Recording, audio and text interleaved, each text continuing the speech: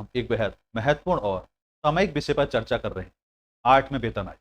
वेतन आयोग का मुख्य उद्देश्य सरकारी कर्मचारियों और पेंशन भोगियों के लिए न्याय संगत और प्रभावी वेतन संरचना प्रदान करना। ये न केवल कर्मचारियों की व्यक्तिगत आर्थिक स्थिति को सुधारने का प्रयास करता है, बल्कि सार्वजनिक क्षेत्र की दक्षता और सरकार की वित्तीय स्थिति पर भी प्रभाव डालता है। हम सभी जानते हैं कि सरकारी कर्मचारी किसी भी राष्ट्र की रीढ़ होते हैं। उनकी मेहनत और निष्ठा से सरकारी तंत्र चलता है, लेकिन इन कर्मचारियों को उनकी मेहनत का सही मूल्य मिलना भी उतना ही जरूरी है। इसी जरूरत को समझते हुए भारत में वेतन आयोग की स्थापना की जाती है। 7वें वेतन आयोग ने कर्मचारियों और पेंशन भोगियों के लिए कई सकारात्मक बदलाव लाए और अब 8वें वेतन आयोग पर भी बेहतर सुधार लाने की उम्मीद की जा रही है। दोस्तों, अगर हम बात करते हैं कि 8वें वेतन आयोग की अगर हम बात करें, तो हम सब पहले वेतन आयोग की भूमिका को समझेंगे। भारत में पहला वेतन आयोग 1946 में स्थापित किया गया और तब से प्रत्येक वेतन आयोग ने सरकारी कर्मचारियों की जरूरतों के अनुसार सिफारिशें की। 7वें वेतन आयोग ने कर्मचारियों की वास्तविक आय को महंगाई के प्रभाव से बचाने, नौकरियों में संतोष बढ़ाने और वित्तीय अनुशासन सुनिश्चित करने में बड़ी भूमिका निभाई।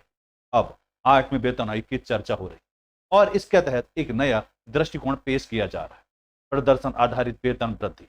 यह विचार मुख्य रूप से कर्मचारियों की उत्पादकता, जवाबदेही और दक्षता को बढ़ाने के लिए प्रस्तावित किया जा रहा है। इस चर्चा के माध्यम से हम वेतन आयोग की प्रक्रिया, उसके लाभ, चुनौतियां और 8वें वेतन आयोग से जुड़ी अपेक्षाओं पर विस्तार से बात करेंगे। इसके अलावा हम यह भी जानेंगे कि कैसे यह प्रदर्शन आधारित संरचना सरकार और कर्मचारी दोनों के लिए फायदेमंद हो सकती है। तो चलिए शुरुआत करते हैं।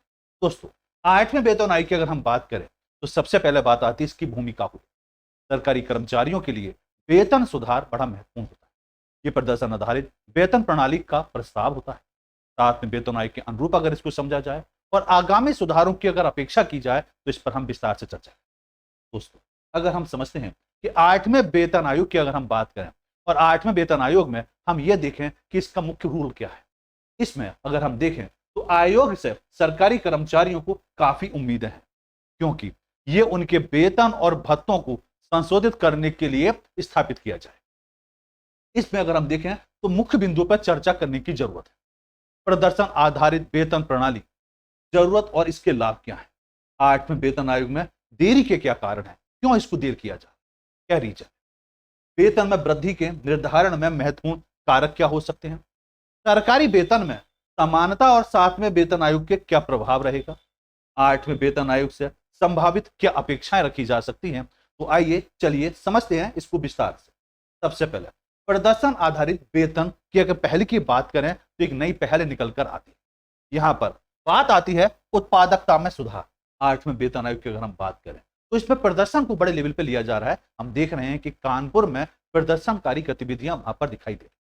उत्पादकता में सुधार, योग्यता और प्रतिभा का यहां पर सम्मान होता है, जवाबदेही और पारदर्शिता में वृद्धि होती है और सार्वजनिक क्षेत्र की दक्षता में हमें यहां पर सुधार स्पष्ट तौर पर दिखाई देता हुआ दिखता है।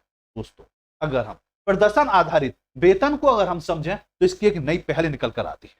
8वें वेतन आयोग के एक प्रमुख विचार प्रदर्शन आधारित वेतन प्रणाली है और इसका मुख्य उद्देश्य है कर्मचारियों की उत्पादकता बढ़ाना और दक्षता को सुधारना और इसके कुछ लाभ निकल कर आते हैं। कौन कौन से लाभ हैं उनको समझना जरूरी है। भाई, कर्मचारियों की अधिक मेहनत और कुशलता से काम करेंगे, जिससे उनकी उत्पादकता बढ़ेगी। योग्यता और प्रतिभा को सम्मान मिलता है और प्रोत्साहन मिलेगा, जिससे कर्मचारी स्थल पर बेहतर प्रतिस्पर्धा होगी। दोस्तों, अगर हम देखें तो जवाबदेही बढ़ेगी, क्योंकि वेतन अब केवल प्रतिष्ठा पर निर्भर नहीं करेगा, यह आपकी योग्यता पर निर्भर करेगा। सार्वजनिक क्षेत्र में दक्षता बढ़ेगी, जिससे जनता को बेहतर सेवाएं मिलेंगी। हालांकि अगर हम देखें तो यह नई प्रणाली है और इसे लागू करने में चुनौतियां हो सकती हैं, जैसे निष्पक्ष मूल्यांकन और सभी को संतुष्ट करना नामुमकिन है। दोस्तों, अगर हम 8वें वेतन आयोग की बात करें, इसमें आखिर देरी क्यों हो रही है, देरी के कारण क्या है।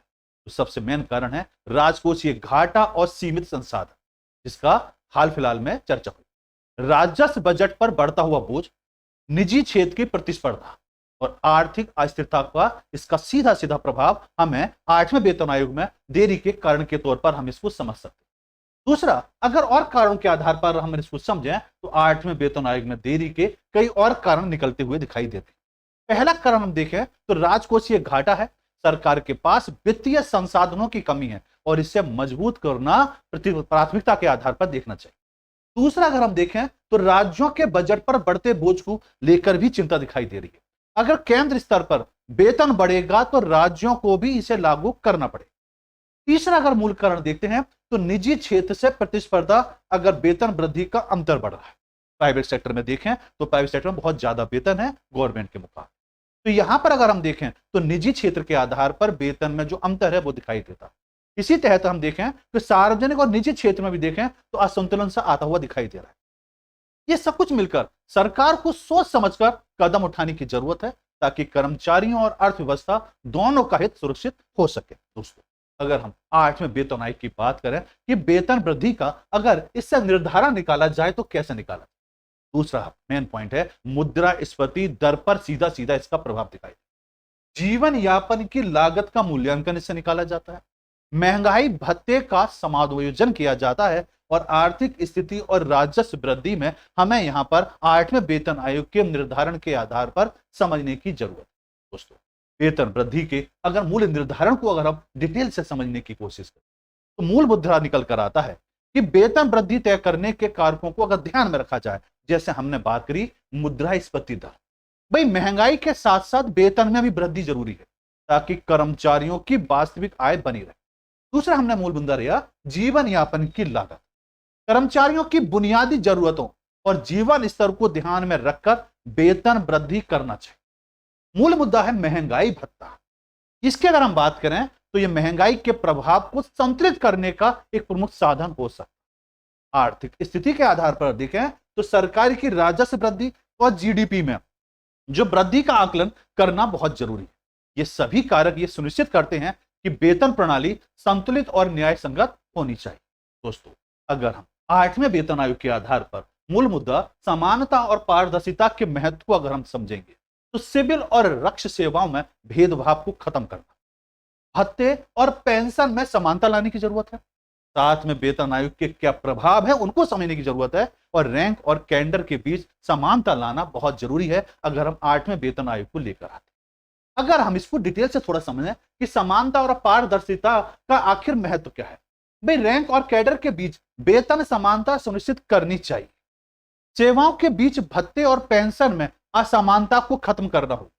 दूसरा, 7वें वेतन आयोग के इस दिशा में बढ़ता कदम उठाया गया था और रक्षा और सिविल सेवाओं के बीच भेदभाव को कम किया गया। समानता से न केवल कर्मचारियों में संतोष बढ़ता है बल्कि संगठनात्मक विकास भी बेहतर होता है। यह सुधार न्याय और पारदर्शिता में सिद्धांत पर आधारित मूल तौर पर होने चाहिए।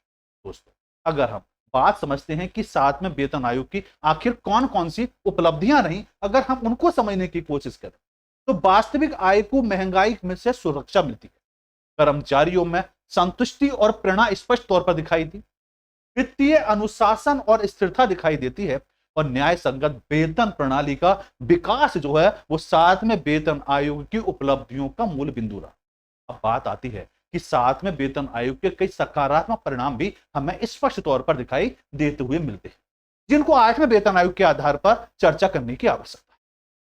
महंगाई के प्रभाव से कर्मचारियों की वास्तविक आय को बचाने के उपाय किए गए, नौकरी में संतुष्टि और प्रेरणा में बढ़ोतरी की गई, साथ ही राजस्व अनुशासन की अगर हम बात करें और वित्तीय स्थिरता को मूल तौर पर बढ़ावा, एक ऐसी न्याय संगत वेतन प्रणाली तैयार की गई जिससे पेंशन भोगियों और कर्मचारियों को लाभ। ये सभी उपलब्धियां 8वें वेतन आयोग के लिए मूल तौर पर देखी जाए तो प्रेरणा बन सकती है। 8वें वेतन आयोग से क्या उम्मीदें की जा सकती हैं अगर इसको लागू किया तो प्रदर्शन आधारित संरचना का कार्यान्वयन होना चाहिए, भत्ते और फिटमेन फैक्टर में सुधार की आवश्यकता। जैसे उम्मीद है कि फिटमेन फैक्टर 2.87 के आसपास रहने की उम्मीद है अगर इसको लागू किया जाता है। कुछ विशेषज्ञ का मानना है कि शायद ये 3 भी हो सकता है। पेंशन समाधान की गारंटी होनी चाहिए और आर्थिक स्थिति के अनुसार वेतन संरचना का निर्धारण करना चाहिए। 8वें वेतन आयोग आता है तो कर्मचारियों को ये उम्मीदें दिखाई देती। 8वें वेतन आयोग से उम्मीदों को अगर हम विस्तार से समझने की कोशिश करें तो 8वें वेतन आयोग से कर्मचारियों को बहुत सारी अपेक्षाएं निकल कर आती। सबसे मेन है पेंशन समानता सुनिश्चित की जाए और फिटमेन फैक्टर में सुधार किया जाए। मैंने कहा कि फिटमैन फैक्टर 2.87 या 3 के आसपास रहने की उम्मीद दिखाई देती है अगर ये आता है। बात आती है कब तक आएगा, तो मैंने आपको पिछली वीडियो में बताया था कि 8वां वेतन आयोग की अगर हम बात करें तो 2025 के लास्ट में लगभग गठित होगा और मान सकते हैं कि 2026 या 27 में यह लागू हो सकता है। दूसरे अगर हम बात करें तो भत्तों की देरी और प्रभाव को बनाया जाना चाहिए। वेतन संरचना को सरकार की वित्तीय स्थिति के अनुकूल बनाना चाहिए। प्रदर्शन आधारित संरचना लागू कर कर्मचारियों की दक्षता को बढ़ाया जाए। इन सुधारों से सरकारी कर्मचारियों और पेंशन भोगियों दोनों को मूल तौर पर लाभ दिखाई देता है। अगर 8वें वेतन आयोग की चुनौतियों को देखा जाए कि क्या चुनौतियां निकलकर आई, चुनौतियों के आधार पर देखेंगे तो 8वें वेतन आयोग को लागू करने की बहुत सारी चुनौतियां हैं जो समझने की जरूरत है। मूल मुद्दा है राजकोषीय घाटा और राज्यों की बजट की स्थिति को देखा जाए। राजनीतिक और आर्थिक बाधाएं मूल तौर पर निकल कर आएंगी और सार्वजनिक और निजी क्षेत्र के वेतन संतुलन के बीच ठीक रहना आवश्यक है। इसका समाधान क्या निकल कर आए? समाधान है पारदर्शिता सुनिश्चित किया जाए, दीर्घकालीन वित्तीय योजनाएं बनानी चाहिए और सभी हितधारकों को शामिल करने का निर्णय इसके अंतर्गत लेने की जरूरत है। दोस्तों, 8वें वेतन आयोग का मूल महत्व अगर देखा जाए तो मूल महत्व निकल कर आता है इसका कि न्याय संगत वेतन प्रणाली का विकास हो, कर्मचारियों की उत्पादकता संतुष्टि में वृद्धि हो, वित्तीय अनुशासन और आर्थिक स्थिरता दिखाई देनी चाहिए और सरकार और कर्मचारियों के बीच विश्वास का निर्माण मूल तौर पर दिखता हुआ दिखाई देना चाहिए। दोस्तों, अगर 8वें वेतन आयोग का मूल महत्व अगर हम और डिटेल से समझें तो 8वें वेतन आयोग के उद्देश्य सरकारी कर्मचारियों पेंशन भोगियों के लिए न्याय संगत और प्रभावी वेतन प्रणाली के अकॉर्डिंग होने चाहिए। ये कर्मचारियों की उत्पादकता और संतोष में सुधार लाना चाहिए, वित्तीय अनुशासन और स्थिरता सुनिश्चित करनी चाहिए, सरकार और कर्मचारियों के बीच विश्वास को मजबूत करना होगा। आने वाले सुधार केवल वेतन वृद्धि तक सीमित नहीं होने चाहिए बल्कि यह एक समग्र प्रणाली परिवर्तन होना चाहिए जो राष्ट्र के विकास में सहयोग हो। दोस्तों, हमने ये देखा कि आज हमने 8वें वेतन आयोग के विभिन्न पहलुओं पर विस्तार से चर्चा। इस विषय की गहराई को समझना बहुत जरूरी है क्योंकि यह न केवल सरकारी कर्मचारी और पेंशन भोगियों को प्रभावित करता है बल्कि पूरे सरकारी तंत्र, सार्वजनिक सेवाओं की दक्षता और देश की आर्थिक स्थिति को भी प्रभावित करता है। हमें जानना है कि कैसे यह आयोग कर्मचारियों की उत्पादकता, दक्षता और जवाबदेही को बढ़ावा दे सकता है। यह कदम सरकारी तंत्र में सुधार लाने के लिए एक महत्वपूर्ण प्रयास हो सकता है। हमने राजकोषीय घाटा, राजस्व बजट पर प्रभाव और निजी क्षेत्र से तुलना जैसे मुद्दों पर बात तो 8वें वेतन आयोग में देरी का प्रमुख कारण बनता हुआ दिखाई दे। मुद्रास्फीति, जीवन यापन की लागत, महंगाई भत्ता और सरकार की आर्थिक स्थिति को ध्यान में रखते हुए वेतन संरचना तैयार करना अनिवार्य है। रैंक और सेवाओं के बीच समानता सुनिश्चित करना न केवल कर्मचारियों में संतोष बढ़ाने के लिए आवश्यक है बल्कि यह संगठनात्मक दक्षता को भी प्रोत्साहित करता है। पेंशन समानता, बेहतर भत्ते और वित्तीय स्थिति जैसे 8वें वेतन आयोग की प्रमुख सिफारिशों का हिस्सा हो सकता है। दोस्तों, 8वें वेतन आयोग को लेकर हमारी कई उम्मीदें हैं, लेकिन इसे सफलतापूर्वक लागू करने के लिए सरकार को वित्तीय संतुलन बनाए रखना होगा, निष्पक्ष मूल्यांकन प्रणाली को सुनिश्चित करना होगा ताकि प्रदर्शन आधारित संरचना को लागू किया जा सके। कर्मचारियों और सरकार के बीच संचार और विश्वास को मजबूत करना होगा और यह जरूरी है कि वेतन आयोग की सिफारिशें न केवल कर्मचारियों की जरूरतों को पूरा करें बल्कि देश की आर्थिक ढांचे के अनुकूल भी हो। हमने ये भी देखा कि 7वें वेतन आयोग ने सरकारी कर्मचारियों और पेंशन भोगियों के लिए एक मजबूत नींव तैयार की। अब 8वें वेतन आयोग का उद्देश्य इस नींव को और मजबूत बनाना है और इसे अगले स्तर पर ले जाना है। 8वें वेतन आयोग का मुख्य लक्ष्य केवल वेतन वृद्धि करना नहीं है बल्कि एक ऐसी संरचना तैयार करना है जो न्याय संगत और पारदर्शित होगा। यह सरकारी कर्मचारियों को प्रेरित करेगा, देश की सार्वजनिक सेवाओं को नई ऊंचाई पर ले जाए। लेकिन यह ध्यान रखना होगा कि सुधारों के साथ साथ चुनौतियां भी आएंगी और हमें इन चुनौतियों को सकारात्मक दृष्टिकोण से स्वीकार करना, यह सुनिश्चित करना होगा कि हर कर्मचारी और पेंशन भोगियों को उनकी मेहनत का उचित मूल्य मिले। हमें आशा करता हूं कि आज की चर्चा को हमने 8वें वेतन आयोग के विषय को एक स्पष्ट और गहराई से समझा हो। इस विषय पर आपके सुझाव, विचार और सवाल हमारे लिए बेहद महत्वपूर्ण होंगे। आप अपने प्रश्न सुझाव हमारे साथ साझा कर सकते हैं। धन्यवाद। आप सबका दिन शुभ रहे। धन्यवाद।